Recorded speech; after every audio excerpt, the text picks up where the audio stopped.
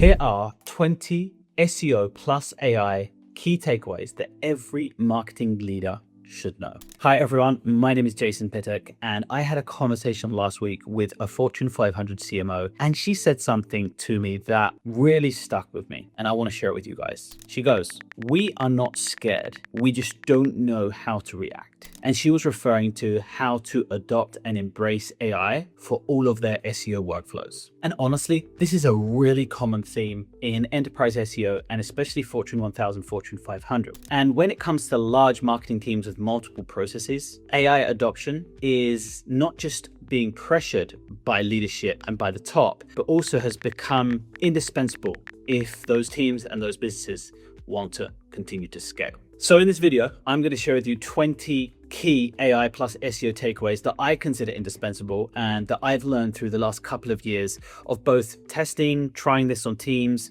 working on my own websites, working with my customers' websites, and that this is how you can potentially start to integrate AI into your SEO successfully to increase scale and velocity, but most importantly, start to bring in that agentic support to your SEO workflows. So let's dive in. Number one, AI search won't replace SEO or legacy search as a whole. It will most likely end up merging. And what do I mean by this? I don't have a magic wand, so I actually can't say this with 100% certainty. But the reality is, what I've seen over the last 10 years working in SEO is that the trends that you see in things like Google search and Bing search and SearchGPT and Gemini and Perplexity, these different LLM AI experiences, and obviously these legacy search engines ultimately are competing for one thing, and that is usage. Now, as these search engines become better at tailoring their experiences to usage, one or two of them are just going to end up dominating, and it's going to become another search surface. So I believe that SEO isn't dead, it is just changed. And I have a whole video on exactly what has changed and where I feel the future of search experiences are going to be. But to recap on point number one, AI isn't taking away SEO, it has just changed what we need to do and how we approach our SEO strategies for the future of search. Number two, Google's AI search or AI overviews has done a lot of damage to click-through rates, but it hasn't killed SEO. It hasn't made SEO irrelevant, but it's really about shifting to where the clicks are going. And this means that visibility matters more than ranking. So it's more about, I used to target informational clicks and informational searches, and now I'm targeting middle of the funnel or bottom of the funnel. This switch or this transition is what's changing. Number three, AI works as an accelerator or an assistant. It is not your strategist. It's very important that you as a business owner, and especially as a marketing leader or as a senior marketing leader,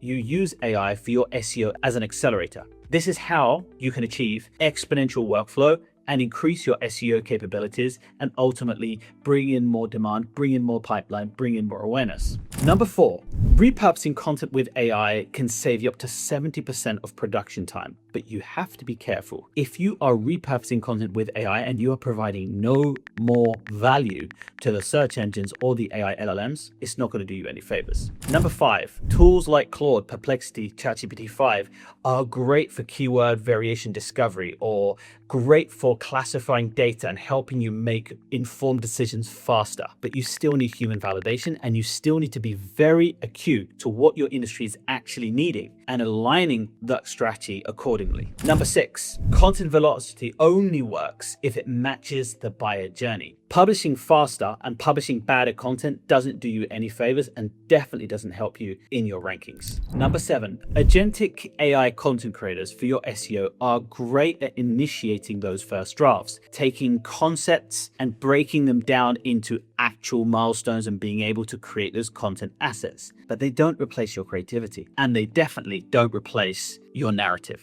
Agentic AI content has a pattern. It often is very strong in structure, but very shallow, and it lacks that industry depth that your content teams and your marketing leaders really understand.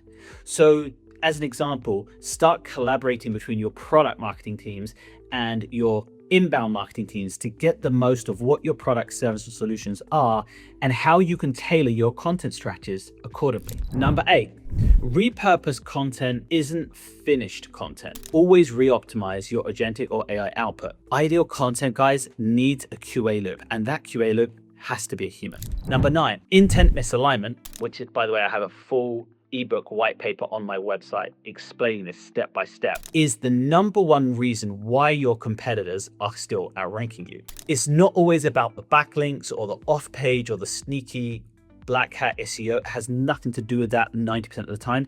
It is to do with your intent misalignment. So look at the intent of your keywords and how you're aligning the content to the search intent. Number 10, AI can help map intent gaps very successfully.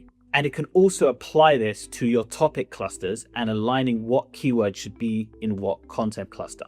This is a great agentic AI use case for accelerating keyword targets that you are going after.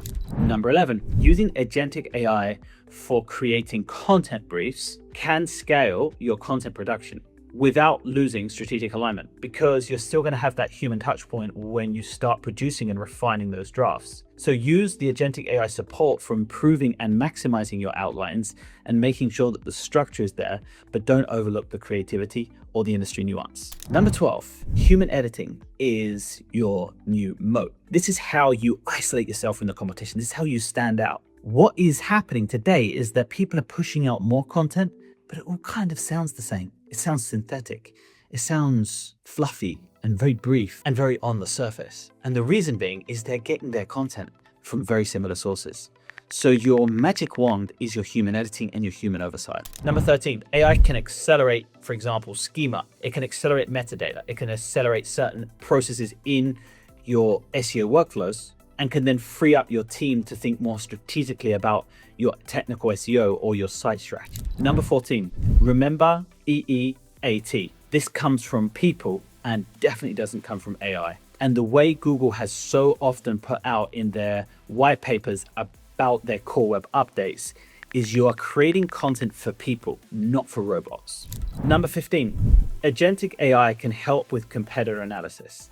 It can help uncover and pivot potential strategies or inform potential strategy choices that manual methods can often miss. But don't overlook exactly what your customers are asking for or what the industry needs. Pay more attention to those gaps than the gaps that the AI surfaces. Number 16, agentic AI is very smart at reverse engineering query fan out, and simulating search in the AI or LLMs is a great way for you to identify how you should adapt your content accordingly. For example, adding in FAQs, adding in certain sections, including key takeaways and other important content blocks on those pages that the AI can assist you or help you with identifying and then creating. Number 17, generative AI doesn't create demand.